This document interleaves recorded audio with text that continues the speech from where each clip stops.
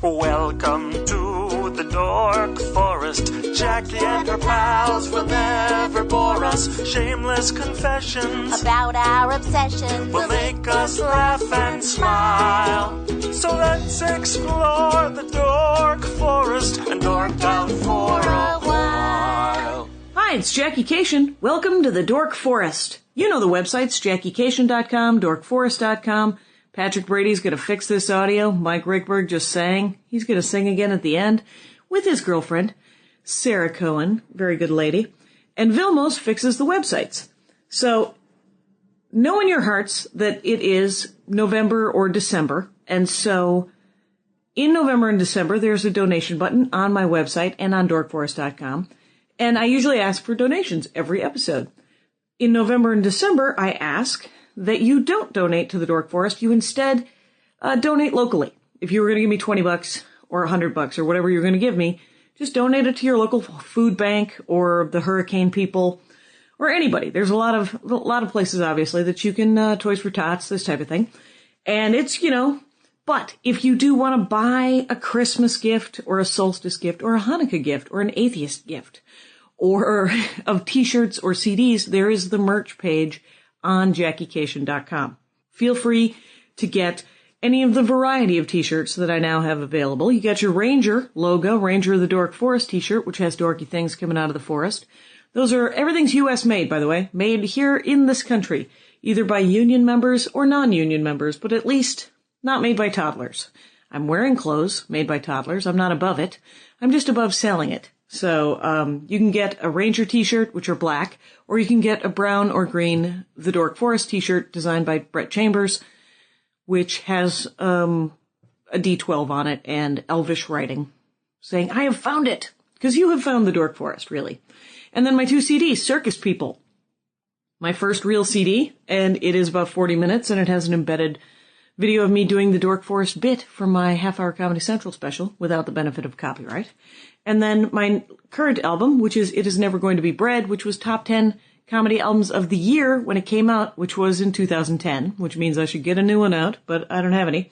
And as per usual, come and see me do stand-up comedy. All through November and December, I'm going to be in Arizona, and then I'm going to be a lot in Los Angeles, and then in January, I'm going to New York for a podcast festival and to do sets, and in Toronto, I'm going to go to Canada. Very exciting. Thank you so much for listening to the Dork Forest. I hope you have a good holiday season and take care of each other out there. And donate to me in January, but don't worry about it this month. Just enjoy the show, which is about to begin. Hey, it's Jackie Cation. Welcome back to the Dork Forest. I have sitting with me Gina Yashere, who I have always said Yashere. I know, everybody does. It's okay. That's what I thought, let me tell you, as soon as I come in. It's Yashere. Yashere. Yeah. Pronounce the E, people. Get involved. Exactly. People try to ethnic up, cation a lot. I'm just like vacation, like vacation. No vac. Where's it from, though? It's Armenian. I've never heard of vacation before. Well, I think it was, with my grandparents fleeing the Turks. It's actually has some sort of Turkish root, and it means son of a priest, which is ironic because my people are not particularly pious. Anyway, so we've never met. You've been doing stand-up comedy since the dawn of man as well. Yes. And yet we have never crossed paths. I know. I've seen you. I watched you on, was it Last Comic Standing? And I was like, who is this woman? And then I see you about on the interweb. On the interwebs. And that's it.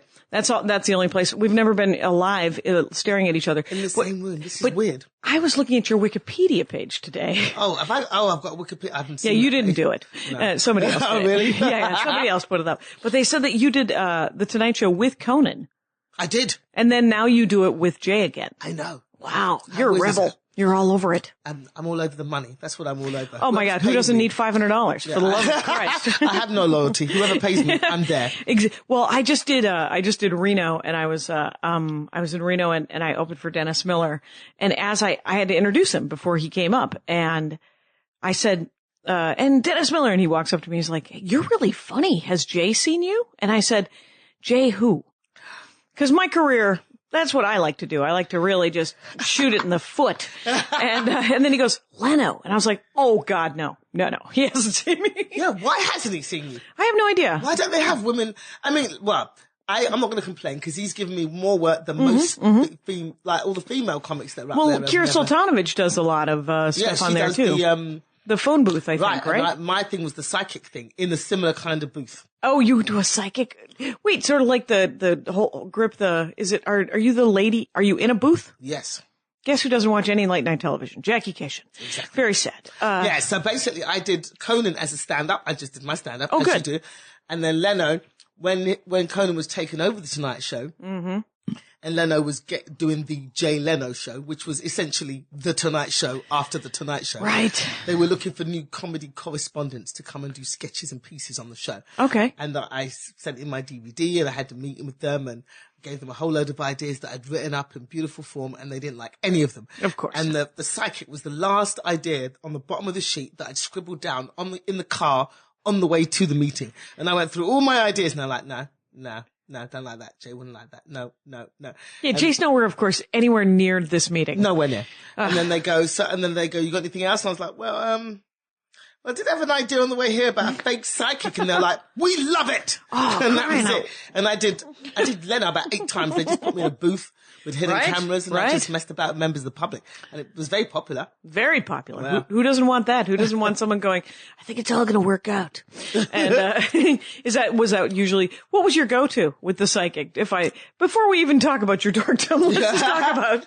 My go-to was just to say the stupidest, most ridiculous things I could and see if I could get away with it. Oh, really? Yeah, so I'd just say things like, you are female? You had 3 kids, and the kids are in the booth with her. You have 3 children. Some of them are male. And so I just to say the dumbest stuff, just to like see. the most obvious. Yeah, just ridiculous stuff. Right. And you're like, well, my brother once signed me up to be the tea leaf reader. The coffee ground. Right. Okay. So it's the Armenian picnic. It's at the church. It's in Wisconsin. And,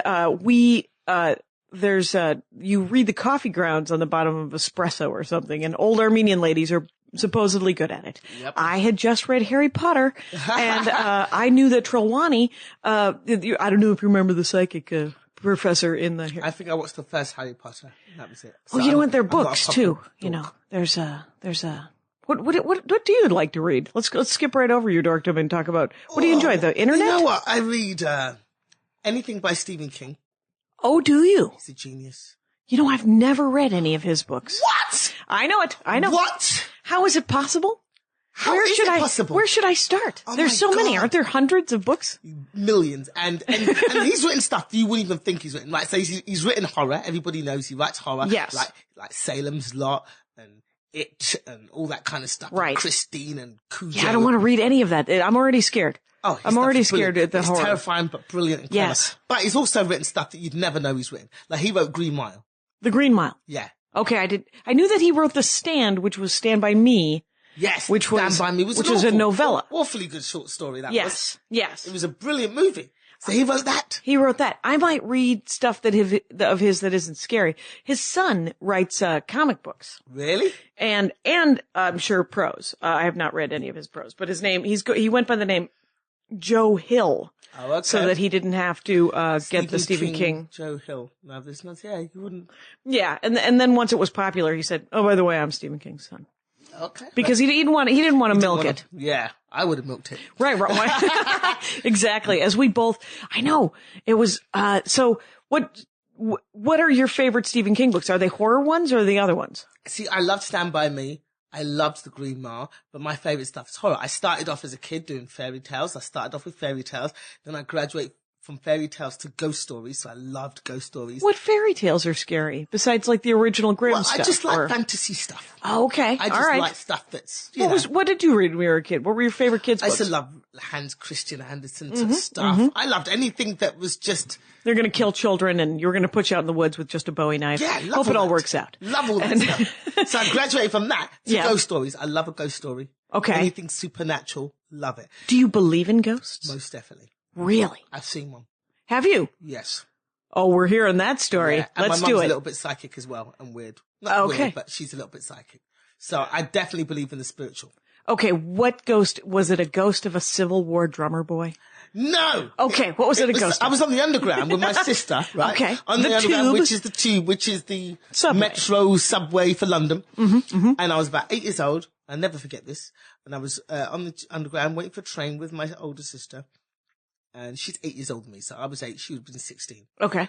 And there was a guy standing next to us. Right. And he was dressed in full Edwardian costume. All right. Like with the... What time of year? It wasn't the Dickens time, was it? It wasn't. He had the weird little curled up buckle shoes, the moustaches that did that, the long ringlet. He had the whole thing. The whole thing, top to bottom. Top to bottom, the whole ringlet. And it didn't look like a costume. It looked like he owned it. Like he was in it. Yeah, he was just standing there waiting for a train. You were 8 years old. That's about 8, yeah. Do you remember what line? Was it the red line? Any idea? I don't no Fair idea. enough. My sister was taking me somewhere. My memory's you were not that a child. clear. I was a child, excited to be on the train, and then there was a man standing next to me and my sister with very funny clothes on. So I kept looking at him, and he looked over and he saw me and he just started smiling at me. So I thought, oh, he's very nice. And so I said to my sister, look at the man there with the funny clothes. And he was literally as far from me as you are right now. So he's right. like not a couple like of feet. Shoulder to shoulder almost. Right. And my sister says, what man? And I go, that man standing right next to us with the funny shoes on. And my sister goes, what? Shut up. There's no man there. And stop playing stupid games. I'm like, he's right there. And he's standing there just smiling at me. And she could not see him. Not a word. And he never said a word? Never said a word. He just smiled. And then when you got off the train, did he get off the train? I don't what remember happened? after that. We got on the train. I don't think he got on the train with us. Right. Because I don't remember a journey of me going, look at him, he's sitting opposite us. He's on your lap. He's with you right now. It turns out he is right here next to my coffee table. Very odd situation. That is an odd situation. You know, I have a very good friend who's she's really into the supernatural. She does the thing called the Supernatural Junkyard. Right. And Karen Rontowski. Have you ever met Karen Rontowski, stand-up comic? No. Very funny stand-up comic. Many of us. I know, we're all over the place. We're constantly doing comedy. She used to do, one of my favorite jokes was about how she wanted to do a Ouija board in her apartment, but she didn't think she would ever get her security deposit back if she opened the fourth dimension. And then it was very funny stuff. And she does some very funny ghost jokes, and she does paranormal conventions and stuff. Really? But ghosts. I don't know about ghosts. I don't have a problem with there being ghosts or aliens because it feels obnoxious to think that they don't exist, right? Of course. The earth is just a grain of sand on the beach. You right. really think that there is nothing else out there but us. That's kind of arrogant. It feels a little arrogant. Yeah. So, but it kind of reminds me of my extended family. I know they exist, but they don't affect me. Like I'm never going to talk to my biological mother's second cousins. It's not going to happen. There you go. But they are around. They do exist. And they affect other people's lives. Believe it. There are other circles that are happening. There's more to this world than I know. Yeah, there are other dimensions. I could talk about dimensions. So talk to me about the paranormal though. Like do you like fiction about paranormal or do you like sort of true crimey kind of paranormal? I like both. I love a bit of fiction, but if there's a really good ghost story that's based on factual stuff, like I've got loads of stories about the London Underground, ghost stories. Oh, cause there's probably books compilated about everyone running into ghosts in the underground. And documentaries about it and... London's old. Huh? London is old. London is very old. I remember we got bombed a lot during the World War and a lot of people died in the underground stations. Oh, right. Cause that's where everybody was hiding. Cause when you're being bombed, you should definitely go underground. Exactly. So that you can be crushed by falling bricks and masonry. Exactly. It's very sensible. It doesn't... and why only the children being sent away? Just you gotta suck it up. Stiff upper lip, Brits. Girls and boys and kids down into the basement. See you at the end of it. But yeah, I mean, there's loads of stories about, like there was a guy who worked at the Mile End tube station, which is a tube station in East London, which got a lot of bombing during the war. And he's working one night and he hears the most horrendous screaming. It's 3 a.m, the station's closed. Right. He hears the most horrendous screaming from thousands and thousands of feet, or hundreds or whatever, of female and kid voices screaming. Okay. And he runs around the station and there's nothing there. And it turns out, obviously during the World War, Mile End Station was bombed and about a lot of 400 or 500 women and kids were killed. Wow. So stories like that. Like also the managers, I can talk about ghosts all day long. So that that might be your dorkdom. Because when you said I like gadgets, I was like, people have come to me and they said they like gadgets. And I'm like, I'm going to need you to. And then once you introduce the real dorkdom, and we're off. Yeah, ghosts we can do. Ghosts. So what's a book you remember? Oh God! See, I've read so many since I was a child, and they're always compilations of different books and different stories. I just I pick up my information from all over. Sure. It's but do you look specifically at London ghosts? Nope. No? Anywhere where there's a good story. A good ghost. What's another town that had a good ghost? I mean, apparently the movie Entity. Do you remember the movie The Entity? Mm-mm. Where the girl it was a woman and she had 2 kids, whatever, and she was being raped by a ghost. And I remember one scene. What? Yeah, I remember one scene where it was touching her body. Don't you remember that movie, The Entity? And First of all, that is a movie I will never see on purpose. And her skin was being, you must have, what? Wait, no? So I thought ghosts were incorporeal and they could not touch you. Oh no, this one was attacking her. And this is a ghost with a heart on. This is a ghost who's on board. It used to throw her across the room and it threw her kids across the room and it attacked her. And it attacked priests. And this was based on a true story. The movie Entity. Look it up. It was based on a true story. Safe space. The Dork Forest is a safe space, so I will reserve judgment. But I have this to say. I've heard 2 things, cause I remember, what was the movie? Oh, Ghost. Right. Yeah. Oh yeah, that that one.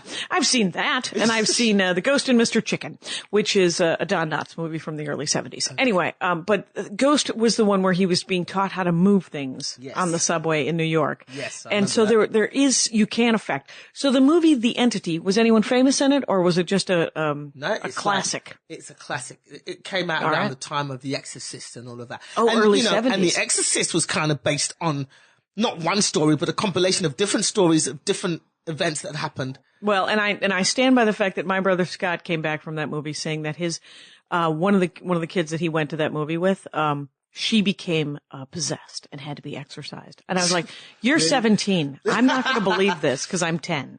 And, but it stuck with me. But but do you like those kind of books and movies too about creepy, religious possessions? Definitely. Like the Poltergeist movies. Do you remember Poltergeist? Yeah. That was the last scary movie I saw before Silence of the Lambs. Do you know how many people who, in conjunction with that movie, died? No, I don't. Lots. Were there for reals? The little girl died.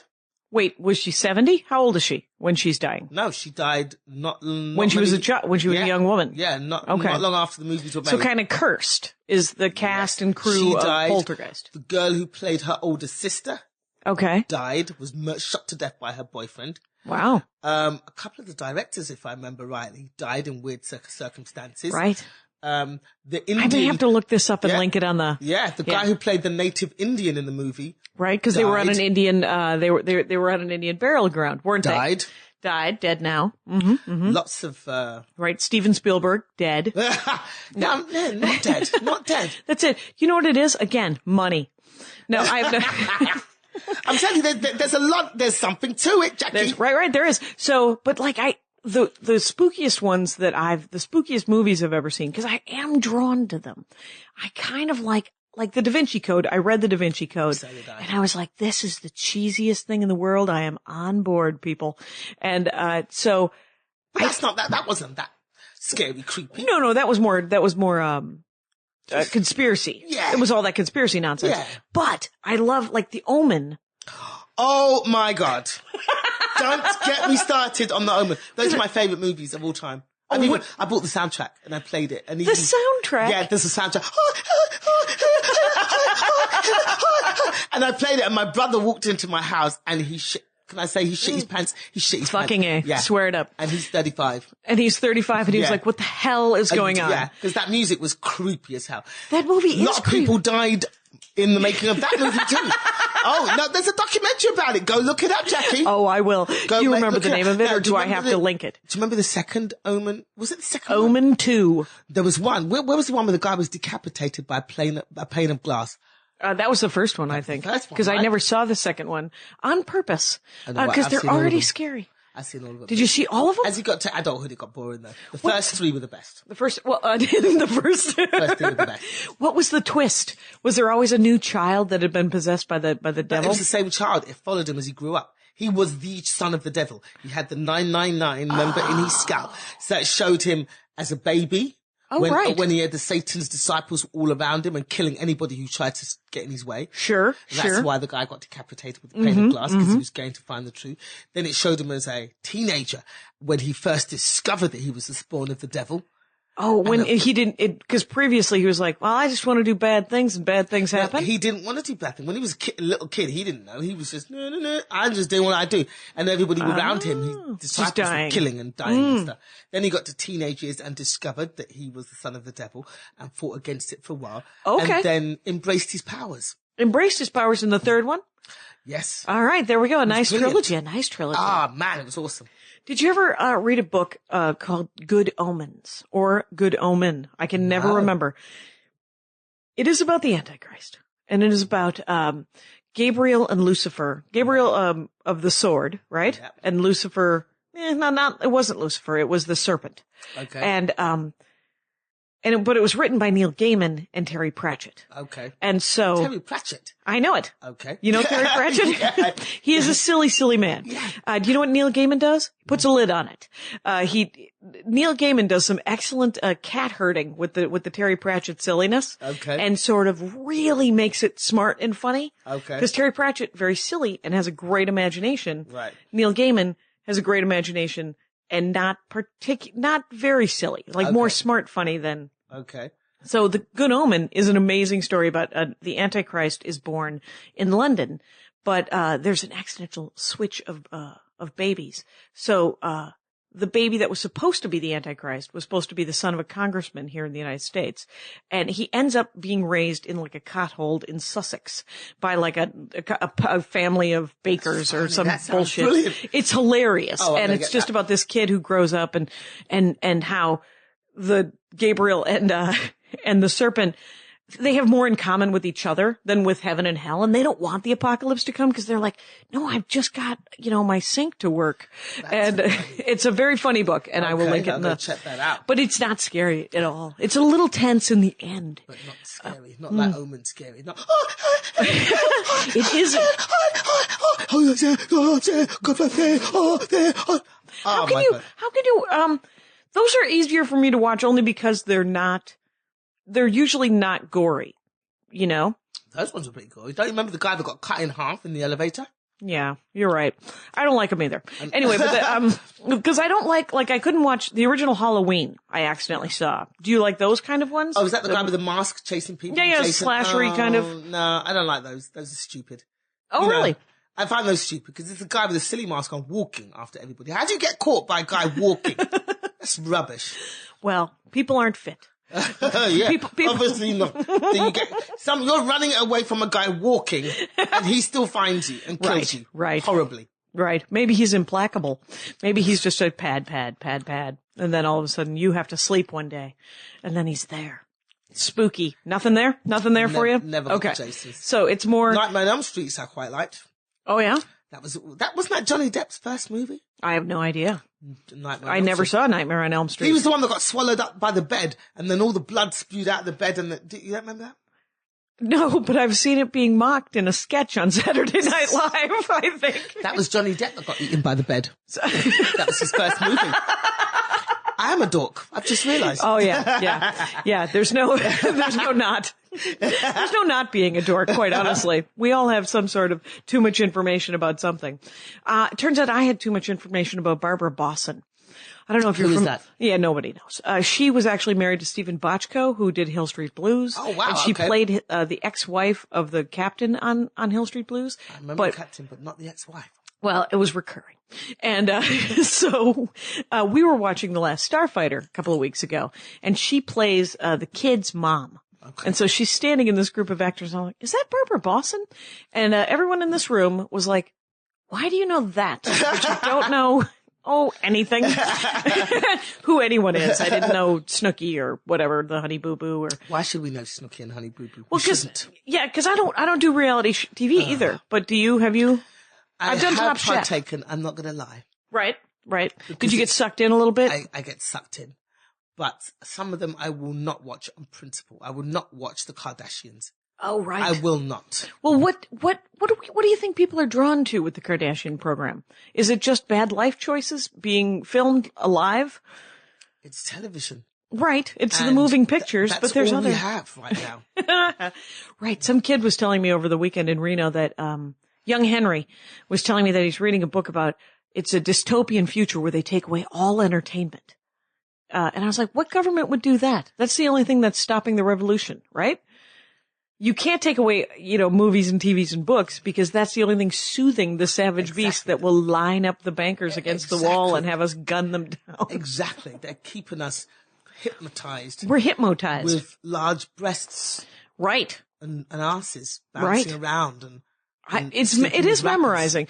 I saw a woman with very large breasts walking in an entirely yellow outfit yesterday. Another day in LA. And another day in LA. And I was like, she's very fit. She seems to have gone with a brightly colored outfit. Good for her.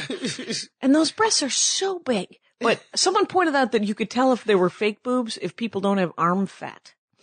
If they don't have arm fat, then they're fake boobs because people with really large boobs have heavier arms, I guess. Really? Yep, there's a fun fact. Wow, I'm going to start looking at arm fat. I never women from now on. That's amazing. I love a parade. The parade of big-titted, large-armed women. I'm going to check that out. Now, well, it's a new reason to look at boobs, I guess. Wow. People are fascinated by boobs, and they're all right. I don't mind a boob. Whatever. I'm going to look for. I'm going to check. I'm going to work this out. I want to see if this is for real. Do you live here in the Valley, or do you live over in Hollywood? I live in Hollywood, right on Hollywood Boulevard. What? Right near the 101. Yeah. Wow, you know how to party. Well, do you live kitty corner from the 101 cafe? The Last Chance of the 101, that Best Western? That's on Franklin. I'm sorry. Oh, is it? Well, then I live nearby. Right, there's a very nice little diner. Wilton. Oh, Hollywood and Wilton. Okay. Yeah, I'm on Wilton. Right on the corner of Hollywood Boulevard. All right, nobody needs to know. Oh, yeah. Leave Gina Yashere alone. Leave me alone. But I'm in an apartment building and there's lots. But follow her on Twitter and go to her Facebook, which is Facebook/Gina is funny. Yes. And of course, GinaYashere.com. Are you working, in December? You do the road much? Yes, I try and do as much as I possibly can. It's difficult getting booked as a female comic out here when nobody knows you. Right. If you're, but you got internet. You got, hey, watch me tell a joke kind of thing. Don't you have vids? I've got all of that, but nothing. You know what? Bits and pieces. At the moment, I'm on the road with Cat Williams. Oh, okay. I'm touring with Cat. That is a crazy ride. Isn't he an energetic, wiggly, shouty man? Yeah. Black man, but hilarious. And huger than hell. Like people are on fucking board, right? 8,000 people are turning up a night to watch. Wow. Yeah, we're playing. Do you have arenas. merch? I haven't. You need to get some merch. No, I have got merch. No, I've got merch, but I didn't bring it because Cat is. Is he a merch machine? No, but he's kind of unpredictable. So I was like, I don't know whether I could bring my merch or not. And he'll go, what? Right. How much money am I paying you? And now you want to make an extra $10 selling DVDs, motherfucker? Because that's how he goes on. Okay. So I didn't bring my merch, but I'm going to find out if I can. Right, because you should. Yeah. Kathleen Madigan, because the thing is... One of my favorite comedians ever. Kathleen Madigan's... She did an episode, an early of the pre-recorded Dork Forests, right when I started pre-recording, after I left the conference called Goodness, not Goodness, but she talked about the Kennedys with Laurie Kilmartin. Oh. It was the two of them because they're both crazy Irish really? Catholics. They're into the whole Kennedy. And they would not, and I tried to get them to talk about stand-up comedy, and they were like, you said we could talk about Kennedy. Did they really lobotomize one of their own children? That was the thing that I found out, is that I did not know that Rosemary Kennedy, and Kathleen Madigan pulls out a picture on her phone and shows me Rosemary Kennedy. I was like, yeah, that kid's not, that's a perfectly normal looking woman. And that's what Kathleen Madigan said, is that Rosemary Kennedy just didn't want to be a Kennedy, and her dad freaked out and got her a lobotomy. But you know that, speaking of lobotomies, this leads to the history of American psychiatry. You know that there was a doctor in the 1960s, I believe. He used to drive around in a VW van, and he called it the lobotomizer. What was that man's name? And he used to lobotomize people. People used to just come out with their not very normal family members and go, you're a psychiatrist, you're a doctor. And he used to lobotomize them by sticking a screwdriver through their eye sockets into their brain. That is the history of psychiatry in America. You know what I would like? I would like a name for that. I'm going to need a source on that particular tale. Who is that guy?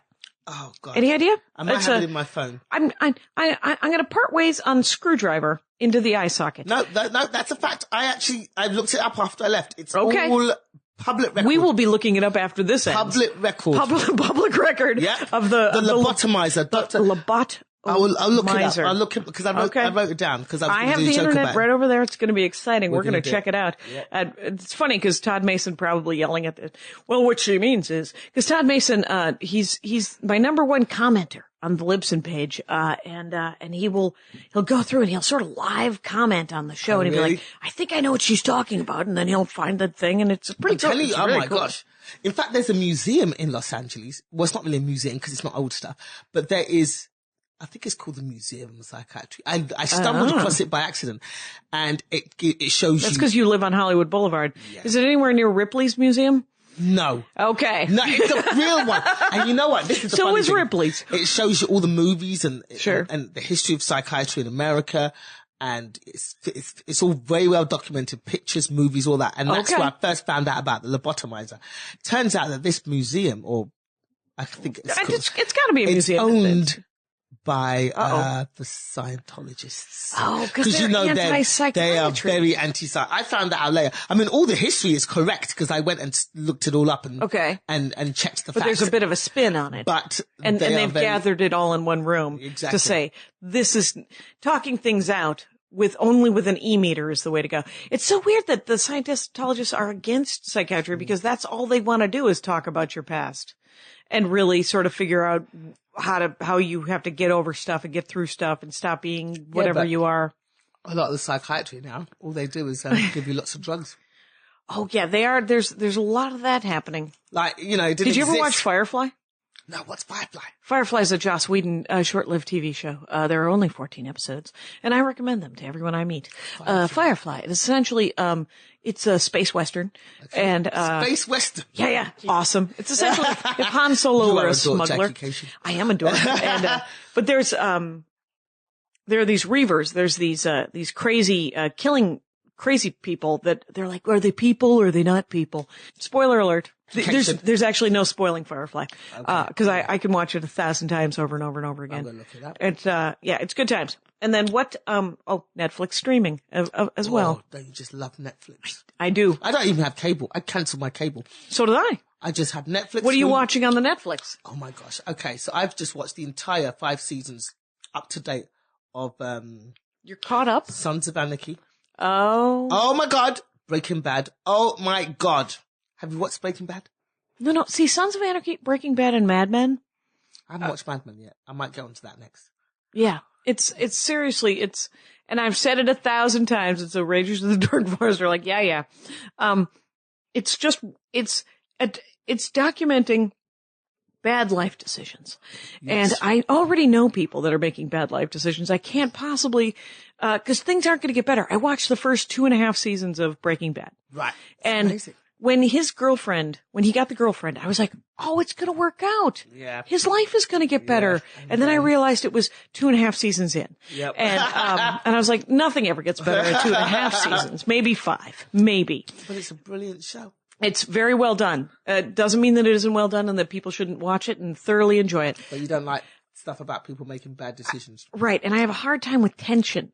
Like I was watching, it's called drama, Jackie. Yeah, it's drama. You're supposed to have tension. There's no tension in drama. Raise the stakes. That's what they were doing when they were writing the story of Lot. No, I think Job. I'm thinking Job. What's the one? Oh, last night I just watched the last episode of season 2 that's available of Sherlock. I don't know if you watched the new Sherlock. It's a BBC. Oh, you know what? I've never watched it. Benedict Cumberbatch. Yeah, not watched it. I believe. There's only 3 episodes per season. Each episode is a little over an hour. Wow. Okay. So they're sort of like mini movies. Okay. And they're awesome. They're hilarious and Sherlock. Twisty as all hell. And because they're mysteries. And he's a dick, and it's very, very funny. Sherlock. So there's only 6 episodes in total. Okay. And, the good thing is Andy, my husband, is when we watch anything on television, he knows that I have to take a lap. I gotta get up. I gotta take a lap, gotta walk off some of the tension that I'm watching on the television. We went and saw Cloud Atlas. I had to take a lap. The movie in the theater. Have you seen that? It looks like 27 different movies in one. It is, and it's excellent. Really? It is unapologetically, we're going to dress up in costumes and we're going to talk about the big issues, man. We're going to talk about love. We're going to talk about freedom. And I was like, Jesus, how many films is this? It's 6. It's 6 little films. And you know what I love? I love the enthusiasm. It's like watching really good mime. It doesn't make any sense. Is there a really good mime? There is really good mime. Actually, I did see the Blue Man Group in Vegas, and they're amazing. Was that great? Oh, they're amazing. Were they bendy too? I was giggling out like a child. It was years ago, and I never forgot that show. Right. Years ago, I saw a really good mime. It was Japanese. It was a Japanese duo in Australia. I saw them in Melbourne. Oh. And, but the Blue Man Group, Fred Armisen used to be in the Blue Man Group. Okay, who's Fred Armisen? He's on Saturday Night Live. He plays Obama. Oh, he was in the Blue Man Group? In Chicago. Wow. Yeah. They're brilliant. He's also Portlandia. Oh, okay. Fred Armisen. He's the guy and he's the main guy at Portlandia. Okay. So he does stand up. And, is a very funny man. But, yeah, it's so, we have completely talked about television now. Yeah, let's do it. I don't watch a lot of TV. I just find shows that I like and then just watch them all the way through. And I love it. I don't want to be waiting every week for the next episode. I want it and I want it now. And so Sons of Anarchy is the motorcycle one, right? Yeah, it's brilliant. And I've watched all. We're on the 5th season now, and I've just realised yesterday that I've caught up with regular TV, and I'm really annoyed at myself. And now there's a hole inside of you, and it's Sons of Anarchy shaped. I have to wait. Or you have to find a new show. Yeah. You could find a new show. There's, what do you like? Do you like Fringe? Do you ever see a terrible British TV show called Prime Evil? I heard of it. I never watched it. Prime Evil is essentially a Scooby-Doo group of folk that are stopping dinosaurs coming on all over the UK. All over. And quite honestly, it's fantastic. Oh, I think I watched one episode once, and I went, this is stupid. Oh, yeah. And then you were correct. And I watched, I'm on season 2. Yeah, no, not me. What do I love? I just... Do you watch the Ghost Hunter TV shows? No. No? Those look stupid. I don't like all that. Oh my God, I can hit... No, I don't like those. Right, because it's all tension. Yeah. It's all them trying to figure out. I just find them stupid. I just like, oh, that's just ridiculous. Oh, but the books aren't. Yeah, but it's different. A reality show with cameras, like a ghost is going to, turn up and go, hey, can I get a show? I don't believe it. I want that to happen. I want a ghost to show up and say, a ghost. Have you talked to my agent? Please talk to my agent. And, no, I'm not actually talking directly to people at this time. I have people that talk to people. So in December, are you going to go on the road with Kat? Or, are you in town? I'm already on the road with him. Oh, it's happening right now. It's happening. I've already done 5 dates. Oh, you've done 5 dates, and then there's more dates. Where are you going to be? I'm going to Sacramento on Friday. Okay. Then I think the week after that we're in New Orleans, and then we're in Houston. It's all on my website. And they're all one-nighters, right? Because he's doing theaters and stadiums. Some of them are one, some of them are 2 nights. Like New Orleans. So you're not going to get to see New Orleans. No, but I've been there once before for a day. Okay. So did you get to wander around a little bit? Yes, and I loved it. Because I've never been, and I hear, I want to see Treme. I want to see that, the marching band TV show. Yeah, I love a TV show about a marching band. I'm on board. Do you play an instrument? Nothing. I played the recorder when I was 8. I taught myself how to play it. Well, that's because it's a simple instrument, but you should get back to it. It's good stuff. But I like a recorder. You don't see them in bands. I have one. Maroon 5 does not have a recorder. Well. See, they're not cool. They aren't cool. But the ukulele has come back. People are on board with the ukulele. And what's the difference? They're the Between same. A recorder and a ukulele? I say... They're both uncool. It's the bearded youth movement. That's just all you need is... if you can get some bearded youth to start playing the recorder, it could all come back. Yeah, I can't play any instruments. No? Okay. No. What about... I know. Do you ever jump out of planes? Do you ever do any physical stuff? Oh, yes. I used to be a bit of a daredevil in my 20s when I was young and dumb. I've done a parachute jump. I've done a bungee jump twice in a day. What? Because I'm an idiot. Wow, twice in a day. That's... Were you sober? I was completely sober. I did it once, and then my friend wanted to do it, and I was like, I'll do it again with you. And it was more terrifying the second time round because I knew what I was going to do. It was ridiculous. Where did you jump off would you jump off a bridge? No, it was like one of these massive crane thing. Yeah. Where? I did it in America, actually, in Florida, when I used to come over here on vacation when I was younger. In your 20s, you vacationed in the United States in Florida. Yeah. My condolences.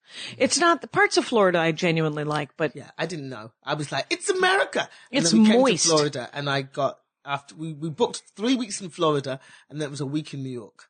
Okay. We lasted 10 days in Florida, and we were like, I'm bored, we're going to go. And we went to New York early. Right. Were you in Miami? Where were you in We were in Florida? Fort Lauderdale. Okay. Miami adjacent. An hour adjacent. and a half. But it's unless you're a true beach person, Florida isn't. The only other reason I want to go to, Florida is because that's where Harry Potter land is.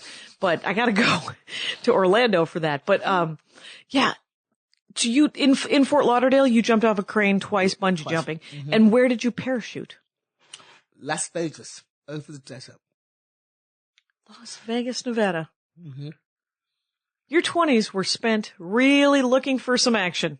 Yep. Yep.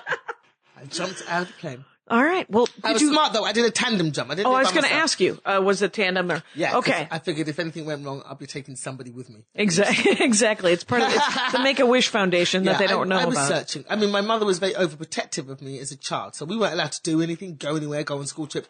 So as soon as I got old enough to get a job and get my own money and do what I wanted to do, right, I went absolutely crazy. Right. So I rode motorbikes. Mm-hmm. I jumped out of planes. Do you know how to ride a motorcycle? I do. Can you drive a motorcycle on the left side of the road because you're British? Yes. So you can work the throttle with your left hand. Do you think you could do a right-handed one? Is there a right-handed one? Yeah. The same way round? No. No, seriously, I've not ridden a motorbike in America. Yeah, if you ride a motorbike here in the United States, it's a right-handed throttle. Because because the sides changed. It's a right-handed throttle in England. Oh, is it a right-handed throttle in England? Yeah, but I had to think about it. I was like, nope, it's right-handed throttle in England as well. That's interesting. That means that Fonzie was wrong in that episode of the Happy Days, where he, cause a guy had a British-made, bike, and he said there was a left-handed throttle. So. Yeah, that's not true. Not true. That's not true. It was a right-handed throttle. Busted, Henry Winkler. Not that he wrote that episode. But some of the Indian motorbikes have got stuff the other way around. Okay. But not the throttle, the pedals, if I remember rightly, the other way around. Okay. Fascinating. But yes, the throttle is the same, because I had to think about it. I was like, no, I remember I used to gas with the right hand, because I'd be gassing and braking at the same time sometimes. Right. It's the same. Couldn't you do a wheelie? Could you do a wheelie at the time? I actually went to wheelie school. What? There's a that's the best idea ever. What wheelie kind school. of bike was it? Because my first bike, because I'm a very, what's the word? Impulsive person. Yes. So I actually. Why'd you have to search for that word? Yeah, Go. Impulsive. And basically, my agent at the time in England gave me a lift home on the back of his motorbike. And I was like, I like this. And went out and bought the biggest bike I could find the next day. Bearing in mind, I'd never even ridden a bicycle. Wow. So I bought a 650cc motorcycle the next day. Without a motorcycle license? Without a license. All right. And then, I was like, I better learn how to ride this. Hey, Rockefeller. So it was in the garage, and I went and did like a 2-week one of those. Oh, right, a school. Intensive courses to learn how to ride a bike. And they were like, great, now you've got your provisional bike license, so you can ride up to 125cc. I was like, yeah. And then I went home and took my 650 out of the garage. Yeah. And proceeded to ride that around without a license for a few months. Wow. Until I actually went and got my test and passed the test, and that was actually legal to ride the bike. Yeah. So that was my first bike. Okay. And then the last bike I had, did you ever see the film Salt with Angelina Jolie? No.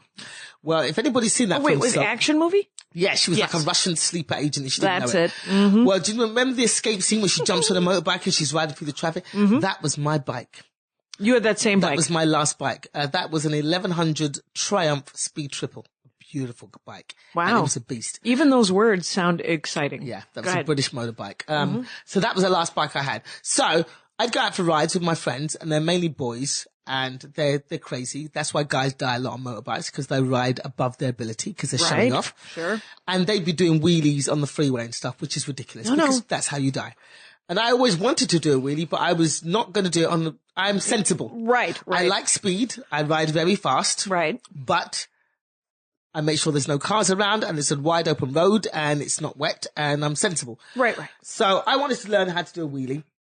And there are, wheelie schools. Basically, a stuntman. Okay. Rents out, an abandoned airfield. Okay. So you've got an old, runway for little planes that take off and land in the country. And he hires out this airfield and he sets up his own wheelie school. So you go online and you pay what it is, a couple of $100 for the day, and we all ride up there with our bikes and you wheelie to your heart's content. He teaches you how to do it and boo. And you don't even have to do it on your own bike. So if you dump it, it doesn't matter. It's not your bike. He's got loaner bikes? He's got stunt bikes for you to ride. Oh, so you park your own bike up and you wheelie. I've got a video of me wheeling and a photograph of me. Is that on your YouTube page? I haven't got it on my YouTube page. I need to get that video. Upload that. Yeah, that is awesome. So it's a 1-day class where they're like, coming. It's sort of like, you know what there is outside of Reno? Somebody told me there's a trampoline farm where, it's just trampoline. What do they grow trampolines? Trampoline farm. It's real nice. Except for the weird thing, it's just a field full of trampolines that some guy just put out there. And then he charges like $5 and you can bounce around until someone gets hurt. And because the thing is it's a bunch of trampolines next to each other. It's not just one big trampoline. Yeah, because there's metal in between each of the, and so you wipe out and you're like clonk. And so, but, $5 to go bounce on the trampoline farm. That's hilarious. I like the idea of a trampoline farm. I was kind of intrigued. Well, that's it. I wanted to learn how to do a wheelie and get it out of my system. That's perfect. And I did it, and that was it. Never needed to do it again. Right. And so when you jumped out of an airplane, even tandem, would you have done it if you wouldn't have been tandem? Like, could you think that you would have had the guts to go, all right, I'm doing this? No. Because I know that I'd fuck up and pull the wrong string or some shit. And just die. Yeah. Did you ever see the video of the guy who jumped out of a plane and forgot to put his parachute on? No, that sounds like it. No, this was a guy who'd done many, many jumps. Oh. And I think there's a video of it, or there's a video order of it. That's called a snuff film. There's no way that that's a video of that. Yeah, he used to video himself, and he jumped out of the plane and didn't have his parachute on. It sounds I wish to go to Snopes. And I wish to go to Snopes, you'll find all this. In fact, I've also seen a video of a stuntman. Remember those stunt guys who used to hang off planes? Yeah. There was a stunt guy who used to hang off a plane and there was a video of him hanging off and then he realized that one chain that was supposed to be holding on was missing and he fell off. You know, I used to work at a closed captioning company as my day job when I first moved to Los Angeles. And there was this woman, Tamara Boyd, and she would caption things. And we had the contract to caption all of those when animals attack, when bad things happen to stupid people or whatever, right? And one day I was because my job was to digitize. I would take things on 3/4-inch tape and make them into digital files so that they could be captioned. So she comes in and she's like, I just realized that all of these, when things happen, these bad things happen videos, if they don't have an epilogue, if they don't tell you where the person is, it means that they died. And so the last 3 months I've been captioning snuff films. I gotta go get a soda. I'm gonna go take a lap. And I was like, fair enough, man. It was just so weird that they show that stuff and they don't tell you that, well, this one, guy actually died on this one, but we're not going to point that out. But this guy, he lived. He got hit in the crotch, but he's better now. And I've seen a few of them, like the guy who does the tightrope walking. Yeah. There was one who broke a record recently. His dad died doing the same trick, and they had it on film. Wow. Where he tried to tightrope across 2 buildings, and he fell. It was like, ooh. Did you see that documentary about the French tightrope guy? There's a documentary about a French tightrope guy, and the awesome thing about it, from a point of view of a Jackie Cation type of television watcher, is that in the beginning of the movie, we get to meet him as an old man, which means guess who lived? Yeah. Yeah. You said you didn't want attention. Well, there you go. I didn't. It was perfect. I was like, yes, this guy lives. And then they have video of him walking between the Twin Towers in New York. On a rope, and the tension is when's he going to get arrested for sending a guy up with some rope and then off to the other. It was I can't remember. I'll put it in the notes, but it was a great documentary about this French tightrope walker, and but I love that Daredevil stuff. I always think it would be great if I were to be kidnapped and taught how to use my powers for good. And then, but I never, I've only fired a gun once. We went to the gun range. So I've never fired a gun. Well, there's a gun range about a half a block from here because I live in Van Nuys. And, but that was very funny because Andy took me there on my birthday. We went horseback riding and then we grilled some meat and then we went to the gun range. It was a Western, themed, Yeah, we were horseback riding. We grilled some meat. Then we killed some Indians and then. No. We shot, shapes of people. But, there were some other kids there. There were some young guys who were at the gun range, who were holding it gangster style. They were with the sideways. The whole sideways thing. And you could either get the silhouette of a man, right, to shoot at the gun range, or you can get a stuffed animal. And they were shooting the stuffed animal. And the thing is The thing about the gun range in life is that everyone's very, very polite at the gun range because the people who work at the gun range know how to shoot guns. Exactly. So exactly. Everyone's going to be polite. right. But I remember when I went, I was like, they give you these earphones, right? To protect you from the noise. And there was a bucket of them, like a giant barrel of them. And I go over and I'm like, have these been sanitized? And the guy just looks at me and he's like, no, they haven't. It's not like the bowling alley where you spray the shoes or anything. So you're putting on like sweaty earmuffs of other people. Gross. Bring your own I earmuffs. think I'd rather be deaf. Right. And then it was super loud. So, Wow. but I wasn't very good at it. I don't, I mean, the shooting thing has never appealed. I like a shooting video game. Yes. I So can do that's that. why he took me to the gun the real range. thing. Yeah. And you weren't. I was okay with it. I don't need to, it was loud. It was, I'm 107. I don't want to, I've never enjoyed loud. Yeah. Well, that's why I don't club or see live music. No, see, I'm at that point where I can't be bothered. Right. How about Like- your 20s? Were they full of you clubbing, yeah, going when home in my with crazy 20s. people? Oh, jeez. But in my 20s, I'd be clubbing and then coming straight from the club and going straight to work in the morning from the club. Cause Right. Reeking of cigarettes Yeah, and just- some sort of, I'd been dancing all night and then turn up at work. Hey! But I used to be an engineer, so it didn't matter. wait, it said on your Wikipedia page you were a lift operator. Not operator. Does it say operator? I'm going to have to go back and change So the that. lift technician? I used to build and repair elevators. I worked for Otis. Did you work for Otis? I did. Is there an Otis? Is there an actual man named Otis? The guy who invented the elevator, or the motor-driven elevator, was a guy called Elijah Otis. Oh, there's a fun fact that's about who elevators. the company was named after. It And was you his worked for company. Otis in Otis. London? Yes. The biggest elevator, was the biggest elevator company in the world. I hear it's not doing so well now, but at the time it was. And so you helped build them, like in a factory situation, No, or on the building site. oh, For you instance, installed? Here's a little fact you might like. Please, So, the Twin Towers, New York. right? The two smaller towers in New York, the two next to it. Remember, you had the 210 Yeah. stories, and you had the two little identical smaller towers Yeah. next to it. Right, our tallest building in Europe at the time, not anymore, but it was, is a building called Canary Wharf in London. Okay. That was, up until a year ago, our tallest building in Europe. Mm-hmm. That building is an exact replica of the two smaller towers of the World Trade Center. So it was built by the same company, Okay. Olympia in New York. So basically, when we were building it in England, we didn't know how to build skyscrapers. Okay. So they brought in a load of American engineers and engineers from all over the world because it was Right. a huge project. Because it wasn't just that, there was a load of buildings all around it. It was basically our World Trade Center. Right. And so loads of engineers were brought in from all over the world and lots from America to help us to build it. So we were there from when the building was a hole in the ground. I did Yeah. my apprenticeship on this site. Oh, So when the building was a hole in the ground, as the building goes up, you build up the elevator shaft okay. with the building as the building goes up. And then we build the elevator on site. So that's what I used to do. And I actually rode on top of the elevators at the World Trade Center in New York. Because obviously, That's a die-hard moment. I know. I'd made friends with all the engineers. Right. Because who took me under their wing. I'm still friends with one of them now. Right. And when I came to New York on my first vacation, I hooked up with some of the engineers. And at the time, they were still maintaining the elevators at the World Trade Center. Mm-hmm. And they took me there, and I got on top of those elevators. Wow. And they traveled at 36 miles per hour. Imagine, 36 miles an hour up and down. Okay, that sounds terrifying, but kind of exciting. It is. It is. Did you have to hold on? Oh, yeah. I mean, like, what were you doing? You weren't clipped on, were you? You had to actually, you don't you were clip on. loose. Yeah, you just stand on top and you hold the rope.